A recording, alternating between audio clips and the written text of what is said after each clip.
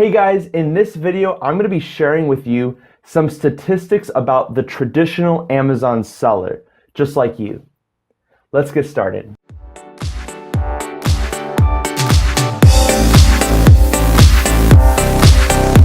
Here's the average profit margins. So if you notice here, most people are making above 5% profit margins, which is pretty good. But 48.7% of people are going to be making between 20 to 50% profit margins. Frankly, you're probably going to be in the range of 15% profit margins to like 70% profit margins. But we're going to really strive for 35 to 65. And I think this chart really states that we can get there. Like we can slowly move our profit margins into that region. I think that was the only thing in this. Oh, which category do you sell in? This is kind of interesting too. Most people sell in home and kitchen, toys and games, baby products, beauty, health products, electronics, books, sports and outdoors, clothing, and so forth. And if we look all the way down here, not a lot of people selling watches or automotive stuff, musical instruments, appliances, jewelry, music, shoes, video game stuff, movies. Now, does that mean that you shouldn't sell in home and kitchen? Not exactly, because the reason why most people are there is because there's a lot of people buying that stuff. And so you have a lot of sellers, but you also have a ton of people. And so things kind of cancel out there, meaning that really all of these categories are doable in a sense. Now, I think that was it. Let me just double check. I don't think there was anything more. Yeah, this is all I wanted to talk about on this. This is 2016. This is actually really recent. I still think that this data is more accurate. And this is strictly about Amazon sellers. This one's going to be a little bit more beneficial to listen to. So 50% of or sell some or all private label products. We're going to be developing private label products. 77% of people sell on multiple sales channels. 61% of sellers fear of being banned, which is kind of interesting. And then 79% use FBA for some or all of their sales. So for the most part, this really describes us. You're going to fall under pretty much all of these categories. Maybe the fear of being banned is a little something to be concerned about. If you fear of being banned, then you have to ask yourself why. I'm not quite sure why that's on here, but that is surprising to me. Now, let's discuss these results right here. This is, I think this is broken down into two categories. PL, what is PL again? Private labeling. Okay, so these are people that sell products and these are private labelers. You will notice right off the bat that private labelers are more likely to sell between $0 and $100,000. And this is, I think, profits. Let me make sure. I don't want to misspeak here.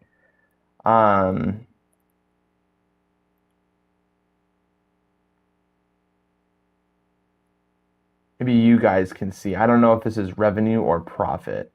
I thought that this was profit. I'm going to assume revenue, actually. I'm going to assume revenue because how can they determine what the profit of these guys are? But anyways, so if you look at this, private labeling, about 54% of people make up to $100,000. Now, if you notice, that's a little bit contradicting to what the survey over here said earlier, and that's because there are more Amazon sellers. The growth in Amazon sellers is increasing a little bit more than the number of customers that are joining on Amazon and Amazon Prime. And so the growth of Amazon is not growing as fast as the number of Amazon sellers. And because of that, there is more competition.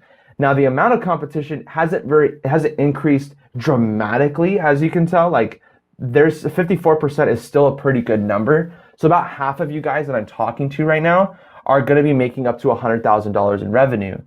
And then 37% are going to be making between 100,000 and a million. 8% are going to be making between 1 million and 10 million, and more than 10 million, or 1% of you will be making more than $10 million. Once again, if you hear people saying claims like, I can guarantee you're going to be a millionaire if you watch this YouTube video or other type of video, you know, you got to be really skeptical of that. It's possible you can work your way up there, but you know, we're going to shoot for making up to $1 million in revenue, which is at least 200,000. Our ideal range is $100,000 in profits every year. That's a livable wage. That's more than a livable. That's way more than a livable wage. That's a really decent wage. So let's talk about. I think this says percent of revenue. Oh, was that profits? Oh, percent of sales.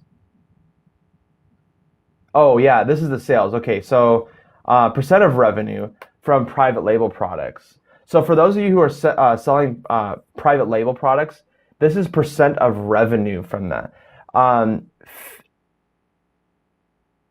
It's hard to read this. I apologize. Trying to figure out what that means. Oh, okay. 50% of sellers get no percentage of revenue from private label products. You know, I have no idea how to read this. Maybe you guys can read this. I still haven't been able to figure this out. But let's move on down here.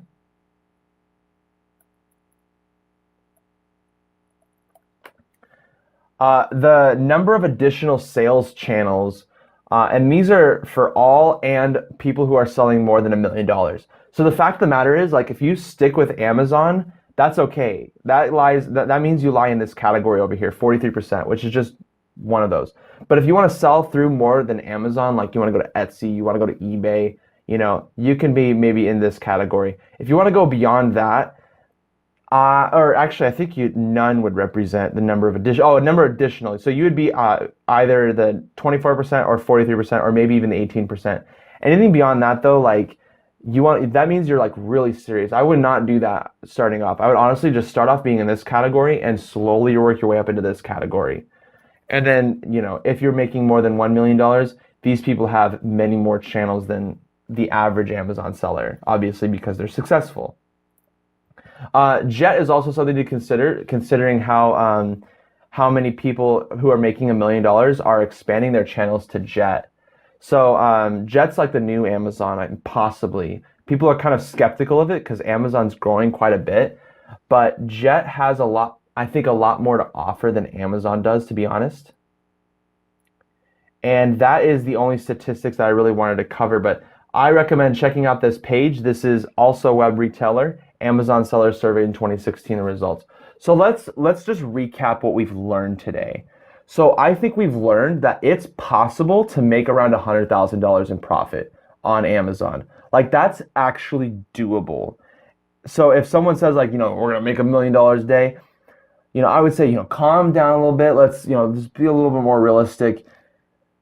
I think, you know, maybe making $300 profit every day is reasonable. Like, that's doable, but, you know, let's stick around that number. If you want to go around bragging like, I'm going to make you millions of dollars, let's, you know, calm down a little bit, bring that down. But still making $300 a day, doing almost nothing, because during that time, you're getting Amazon to do all of those shipping orders. All like $300 of profits corresponds to, I think it's $1,500 in revenue on average. And if you're making $1,500 in revenue, you're selling like a good solid 50 to 100 products a day. And that's pretty crazy. Maybe I got that wrong. Yeah, it's about 50. Yeah, 50 to 100 products. But still, like, that's a lot of products. And I don't want to package and ship those every single day my entire life. That would just be a full-time job. But Amazon gets to do that for you. So that's pretty awesome. I like Amazon a lot better than eBay. Anyways, I really hope this gave you a better picture of, you know, selling on Amazon. I'll see you guys in the next video.